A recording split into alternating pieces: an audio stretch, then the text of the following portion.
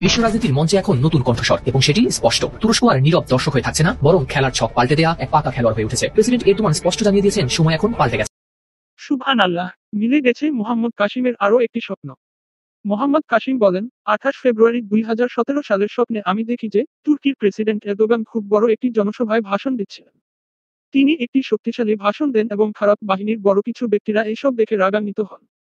তারা বলেন যে এই লোকটা বিপজ্জনক, এইসব ক্ষমতা পাওয়ার পর সে যেকোনো কিছু করতে পারবে এবং তার পরিকল্পনাও বিপজ্জনক এবং সে যদি অটোমান সাম্রাজ্য পেয়ে যায় তবে এটা আরও বেশি বিপজ্জনক হবে। অন্য ব্যক্তিটি বলেন যে তাকে যে কোন মূল্যে থামাতে হবে। তিনি ইতিমধ্যে তার মিশন শুরু করেছেন এবং তিনি সিরিয়াও অতিক্রম করেছেন। অন্য ব্যক্তিটি বললেন যে তিনি মুসলমানদের একটি খুব শক্তিশালী নেতা হয়ে যাবেন। যাই হোক না কেন, এই ক্ষমতা পাওয়া থেকে তাকে আমাদের থামাতেই হবে। অন্যথায় সমস্যা আমাদের জন্য তৈরি করা হবে এবং আমাদের মসিহের জন্য একটি পথ প্রস্তুত করা হবে। তখন আমি পিছনে ফিরে দেখলাম শেষ নবী হযরত মুহাম্মদ চরম দুশ্চিন্তার মধ্যে আছেন। এই জন্য আমার মনে হয়েছিল খুব শীঘ্রই ভয়ঙ্কর কিছু ঘটবে। বিস্তারিত জানতে ভিজিট করুন।